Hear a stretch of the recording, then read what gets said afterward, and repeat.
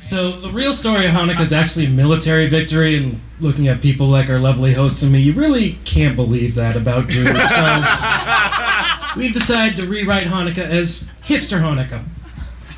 To know the story of Hanukkah, you need to know the story of Jews.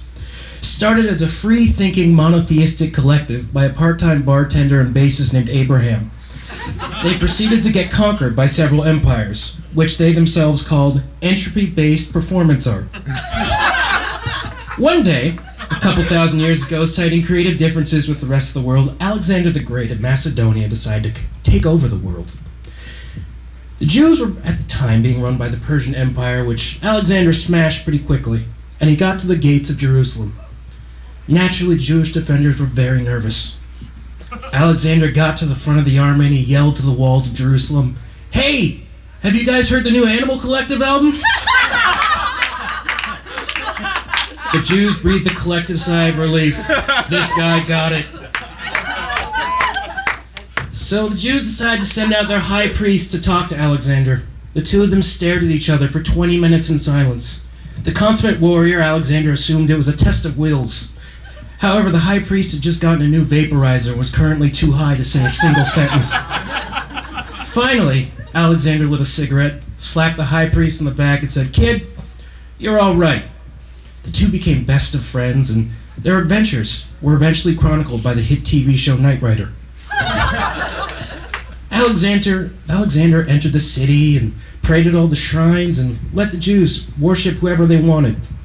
For such kind treatment and because they were desperate to be cool with the LGBT community, the Jews welcomed the Macedonians and honored Alexander. Things looked good for the Jewish people. New Greek fusion cafes were opening all over town, and many an experimental art, lyre, and pipe band was started. After the death of Alexander, however, things got a little less great. A wicked king named Antiochus took command, and he was, in the words of local record store owners, a bougie fuck. At first, the tension was low. A few sneers and calls of, "Oh, you listen to that band." The breaking point, however, came when Antiochus' priest took a pig and brought it into the great temple/vegan restaurant/collective garden, which was currently being run by a man named Mattathias and his living girlfriend, Nina. Nina saw the priest and said, excuse me, what are you doing?" The priest started yelling, "I'm going to sacrifice this pig to Zeus, then Zeus is going to bring me a sick as fuck Ed Hardy shirt with a dragon fucking a tiger on the back." Nina said, "I'm sorry, but according to Andrea Dworkin," but before she could enlighten the priest with the latest feminist political theory, Mattathias stormed up, spear in hand, screaming, "Hey, I'm trying to watch Lost in Translation here. What the hell is going on?" The priest started to laugh. "Bro, seriously?" Mattathias screamed, "Don't call me bro!" and drove a spear straight through the priest. Nina hid the body away and donated the pig to a local no-kill animal shelter. Mattathias summoned his 5 sons, Jochanan, Simeon, Eleazar, Jonathan, and Judah, who were also members of what is still considered the best Zoroastrian core band in the Fertile Crescent. Together, they scoured the dive bars, lesbian bookstores, and cafes for like-minded souls to form an army. They dubbed themselves the Maccabees, an obscure reference to a Swedish art film they'd all seen.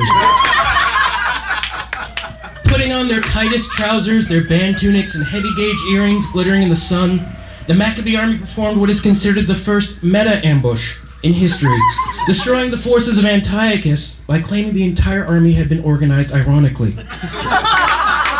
Defeated, the Greeks sacked the city, and its last cries of "Not cool, bro," drifted away on the wind. The Jews went to see what happened to their beloved temple, vegan restaurant/community garden.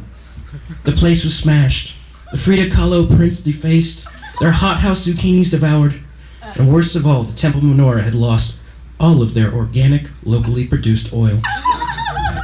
Mattathias turned to his son Judah, who for some reason everyone called Jud. "My son, you are without a doubt the greatest dumpster diver in the land. See what oil you can find for the menorah." Jud looked solemn. "Even oil derived from animal products?" "No, my son, for then Nina would throw a shit fit, and that would be lame." Jud finally returned with 1 day's worth of oil, but through some miracle, or perhaps the side effect of that temple vaporizer, The people beheld that it burned for 8 days. And since then, we've lit our candles for 8 days in honor of our scrappy and oh-so-hip ancestors. Happy Hanukkah, everybody.